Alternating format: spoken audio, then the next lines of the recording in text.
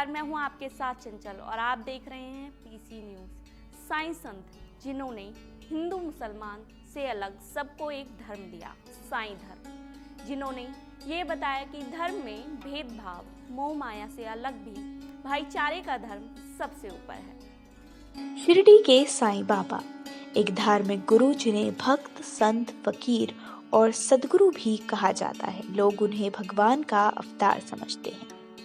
पहले भी और आज भी दोनों समुदाय, हिंदू और मुस्लिम समुदाय के लोग उनकी पूजा करते हैं।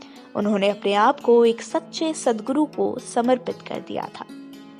उन्होंने सभी को धार्मिक भेदभाव न करने का पाठ पढ़ाया था। साईं बाबा हिंदू और मुस्लिम सभी लोगों को धर्म का पाठ पढ़ाया करते थे।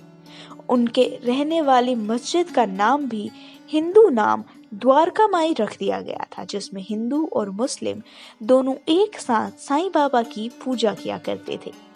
साईं बाबा कहते थे, सबका मालिक एक। ये हिंदू और मुस्लिम दोनों धर्मों से जुड़ी हुई बात थी। इसके साथ ही मुझे और तुम्हारी प्रार्थना का जवाब मिल जाएगा।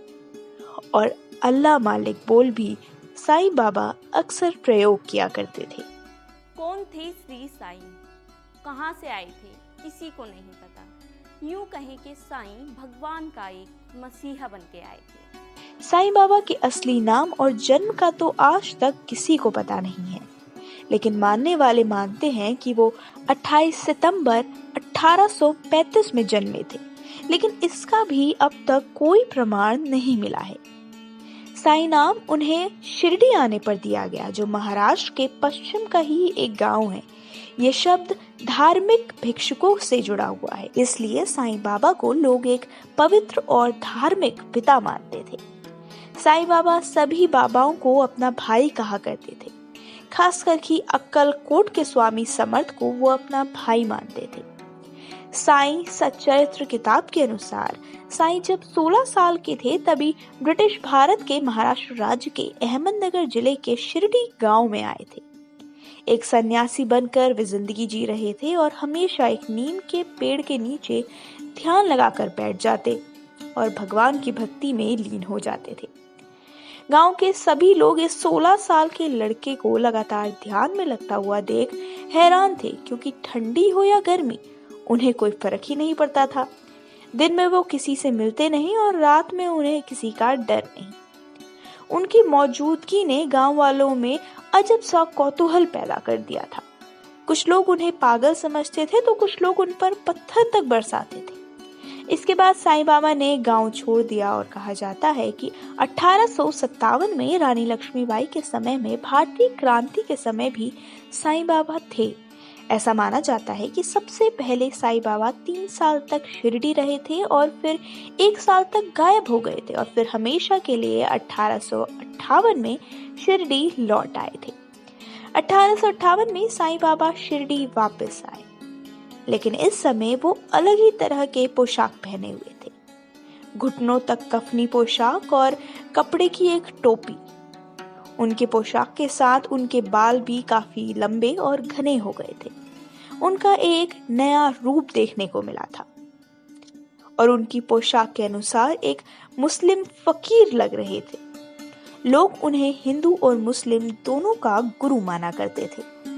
वापस आने के बाद तकरीबन 4 से 5 साल तक साईं बाबा फिर एक नीम के पेड़ के नीचे रहे और कभी कभी तो लंबे समय के लिए शिरडी के जंगलों में भी चले जाते थे। लंबे समय तक ध्यान में लगे रहने की वजह से वो कई दिनों तक किसी से बात भी नहीं किया करते थे। लेकिन बाद में कुछ समय बाद यहाँ के लोगों ने उन्हें एक पुरानी मस्जिद में रहने के लिए आज्ञा दी। वो वहाँ लोगों से भिक्षा मांग कर रहते थे और वहाँ उनसे मिलने रोज बहुत से हिंदू और मुस्लिम भक्त आया करते थे। साईं बाबा की धुनी किसी हकीम की जड़ी बूटी से कम नहीं थी। अधमरे इंसान को ठीक कर दे, इस धुनी में ऐसी शक्ति थी। मस्जिद में पवित्र धार्मिक आग भी जलती थी, जिसे उन्होंने धुनी का नाम दिया था। लोगों के अनुसार उस धुनी में एक अद्भुत चमत्कारी शक्ति थी। उस धुनी से ही साईं बाबा अपने भक्तों को जाने से पहले उधी दिया करते थे। संत के साथ साथ वो एक स्थानीय हकीम भी थे। कोई बीमार हो, किसी की तबीयत खराब हो, वो उसे अपनी धुनी से ठीक कर दिया करते थे। वे हिंदुओं को रामायण और भगवद गीता और मुस्लिमों को कुरान का पाठ पढ़ाते थे। 1910 के बाद साईं बाबा की ख्याति मुंबई तक फैल गई। इसके बाद बहुत से लोग उनके दर्शन के लिए आए, क्योंकि उन्हें एक चमत्कारिक और शक्तिशाली अवतार और बाबा मानने लगे थे। इसके बाद गांव वालों ने उनका पहला मंदिर भिवपुरी करजत में बनाया। आज भी साईं बाबा के भक्त दुनिया भर में हैं और उनके प्रति श्रद्धा उतनी ही अटूट है। ऐसी अद्भुत कहानियों से जुड़े रहने के लिए देखते रहिए पीसी न्यूज़।